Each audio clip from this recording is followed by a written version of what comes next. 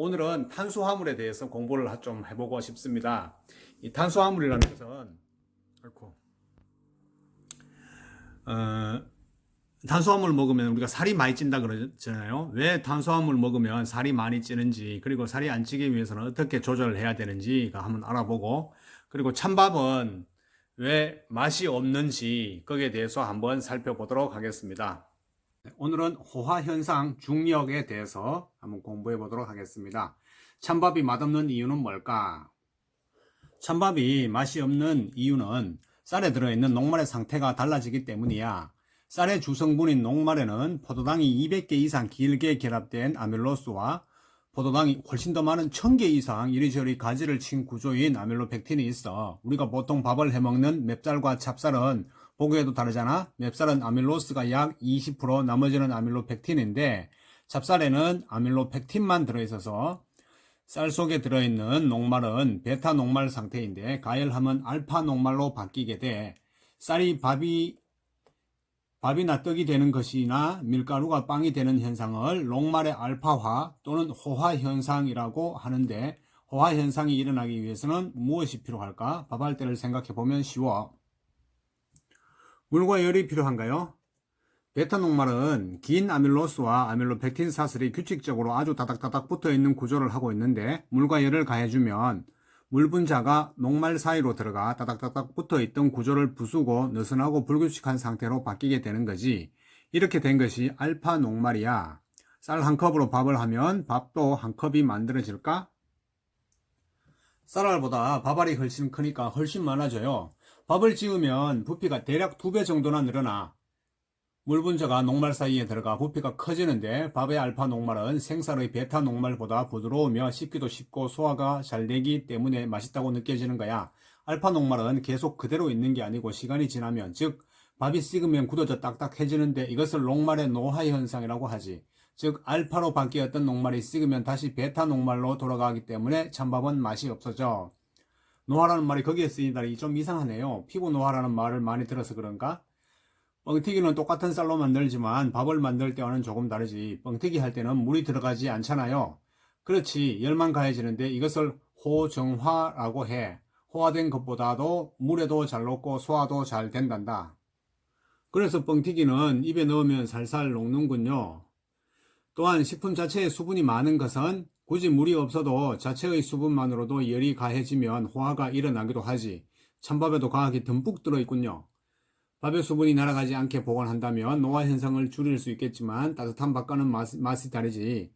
그러니 자꾸 이렇게 찬밥을 안 만들어야 할 거 아니에요. 찬밥이 맛이 없는 이유를 이렇게 잘 아시면서 찬밥을 자꾸 만들면 되겠어요? 그러게 말이야. 늘 조금만 한다고 해도 이러네. 금방 지은 밥은 밥만 먹어도 맛있는데 이거야 원. 그래도 그걸 아니까 다시 열을 가해서 알파 녹말로 바꾸려고 볶음밥, 아니 오므라이스를 하려는 거잖아. 케첩 새거 뜯기 전에 조금 남아있는 것부터 쓰고 해. 냉장고 문짝에 있어. 엄마와 딸의 대화를 통해서 그 찬밥이 맛이 없는 이유를 엄마가 간단하게 설명해 주죠. 특히 그 녹말인 아밀로스와 아밀로펙틴의 구조에 대해서도 설명해 주고 있고, 그리고 우리가 호화라는 개념은 베타 아밀로스가 알파 아밀로스로 되는 그 과정인데, 그 가지 속에 물이 들어감으로 인해서 밥알이 이제 부풀게 되는 그런 현상을 가지고 우리가 호화라고 한다라고 이제 엄마가 설명을 해주고 있습니다.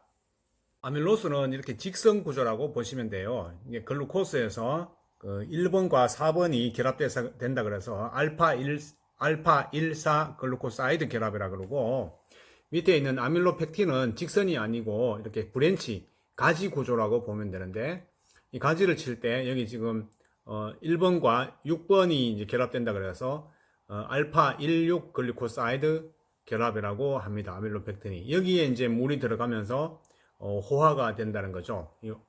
이때 또 열이 필요하다 그래가지고 우리가 밥을 할 때 보통 호화 온도는 약 한 76도 정도로 보고 있습니다. 식물은 이제 강합성을 하죠. 강합성을 하면서 포도당을 만들고, 이 포도당이 서로 이제 다량으로 모이면 이것이 바로 이제 합성되어서 스타치, 즉 그 카보하이드레이트, 탄수화물이 됩니다. 이 탄수화물에는 아밀로스하고 아밀로펙틴으로 다시 나누어지는데, 식물은 이 탄수화물 형태로 이 저장 다당류를 만들고 동물은 이 탄수화물을 먹으면서 다시 글루코겐이라는 형태로 이 저장 다당류를 만들게 됩니다.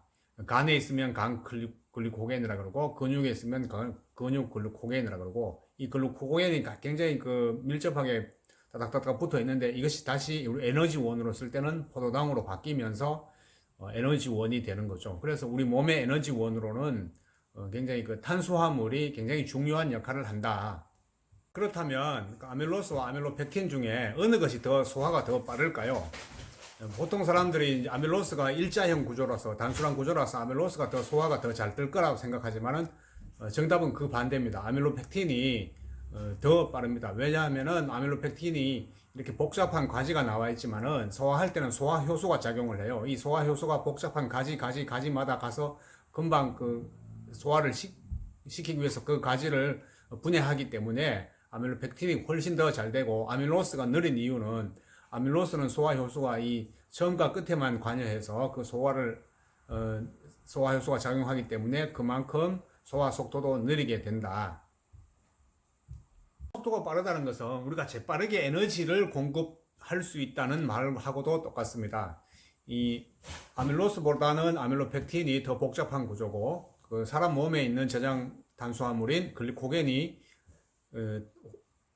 이 아밀로펙틴보다 훨씬 더 복잡한 구조를 가지고 있어요. 그 이유는 뭐냐면 사람이 필요할 때 언제든지 이 글리코겐이 이 포도당을 배출해서 에너지원으로 이제 쓸 수 있도록 만들어진 그런 구조입니다.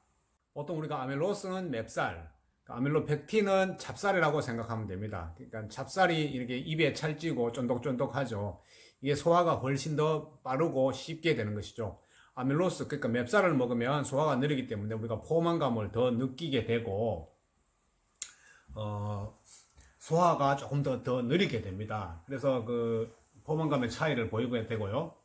그러니까 찹쌀을 먹었을 때 훨씬 더 소화가 빠르고, 흡수가 빠르다는 거는 뭐예요? 이게 글루코스가 더 많이 이렇게 배출되기 때문에 혈당 수치가 상대적으로 더 빨리 이제 올라간다. 이런 뜻이 되겠습니다. 탄수화물은 쉽게 말해서 탄소, 수소, 그리고 산소로 이루어진 생체 분자를 의미합니다. 이 포도당이 예를 들어서 한 개냐, 두 개냐, 혹은 여러 개냐에 따라서 단당류, 이당류, 그리고 다당류로 나누게 됩니다. 단당류에는 이제 글루코스가 한 개 있으면 포도당, 그 다음에 또 단당류에는 이제 과일에 있는 과당, 프룩토스가 있고요.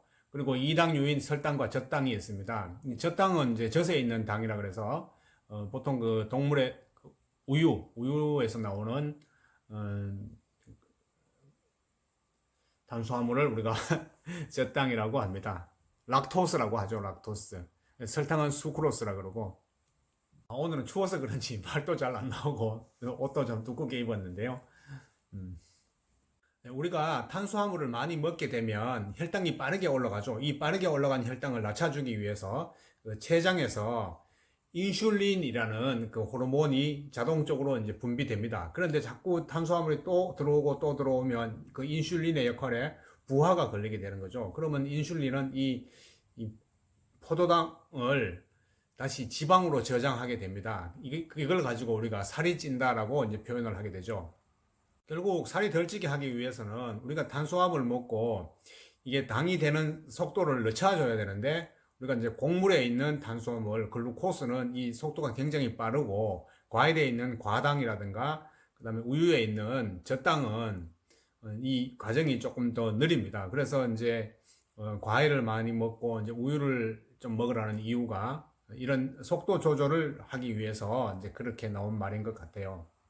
이제 과일에 있는 프룩토스는 글루코스가 되는 과정이 매우 느리다고 합니다. 그래서 이제 과일을 이제 많이 먹으면 좋다, 그런 이제 얘기가 나오죠.